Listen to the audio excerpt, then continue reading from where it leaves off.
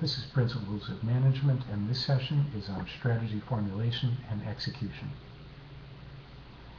The distinction between things that are strategic and things that are tactical is a critical one. A strategy is a plan, an approach to something. It has to be clear and understandable, flexible and durable. It is not a laundry list of small actions that need to be taken to get an operation to run more smoothly. It has nothing to do with detailed activities. There are some key characteristics of a strategic plan. One, it is something that affects the entire organization and not just one functional area within it. Two, it involves multiple stakeholders: employees, management, customers, suppliers, the community, the environment, anyone affected by the decisions made by a firm. Three, it involves both a long-term and a short-term perspective. And four, it recognizes not just trade-offs between effectiveness and efficiency, but a balance between long and short-term objectives, between and among stakeholder interests. To give this a specific definition, a strategy is a plan of action that describes resource allocation and activities for dealing with the environment, achieving a competitive advantage, and accomplishing the organization's mission. A competitive advantage is what sets one organization apart from another and makes it able to be more effective in meeting the needs of its customers. If an organization is good at what it does, it is said to have a competence. A baker may be particularly good at making specialty breads. If what is setting the organization apart from its competition has some key characteristics, that the distinguishing competence is rare, costly to imitate, costly to make a substitution for, and valuable to the market, that competence earns the distinction of becoming a core competence. The significance of this is that any firm can gain a temporary advantage over another firm, but the presence of a core competence makes a competitive advantage durable. A business-level strategy refers to that strategy a firm will develop to enable it to compete within a single product or service line. While a business-level strategy is likely to be firm-specific, most business-level strategies fall into one of several generic categories. One being the low-cost producer of a generic but good enough product.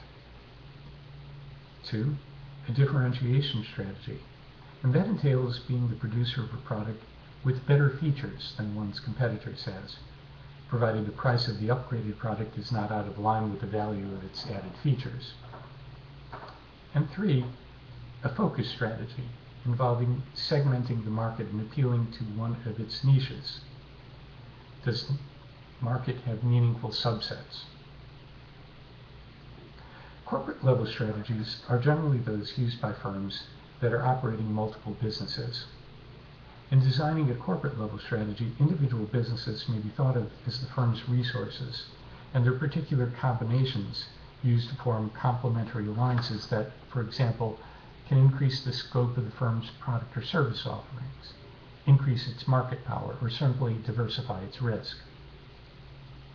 Functional strategies pertain to departments or business units within the organization. For example, is it better to have a legal department in-house, or to seek outside counsel based on specific issues, or to have some combination of the both?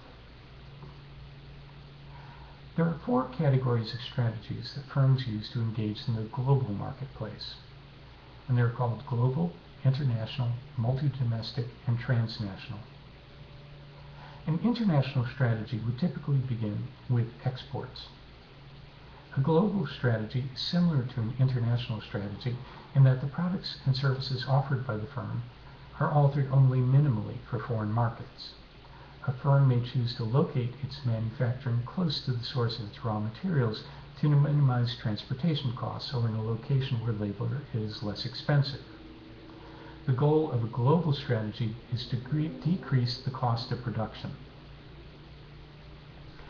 A multi-domestic strategy is one that adapts the company's products and services to the local market preferences and manufactures the products in the target location. The transnational strategy is something of a combination of the above. It takes into account manufacturing and distribution costs as well as local preferences. The goal of this strategy is to use logistical and scale economies.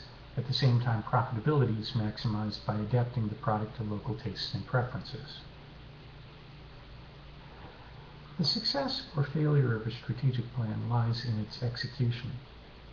The point of referring to this as a plan, as opposed to a blueprint, is that it has to have some flexibility. It is unlikely that an organization's competitors are staying still and waiting for someone else to take the lead. This is a dynamic process. It involves ebbs and flows, occasionally changes in direction.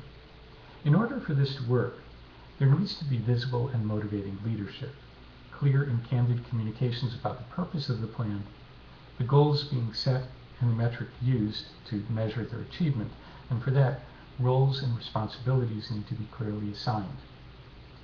Finally, this will only work if you have the right people. If the plan calls for doing something that has not been done by the organization in the past, some new skills are going to be needed, which can be brought in by training or by hiring new people. And this is the subject of strategic human resources management. In the next session, we are going to consider managerial decision making. Good evening.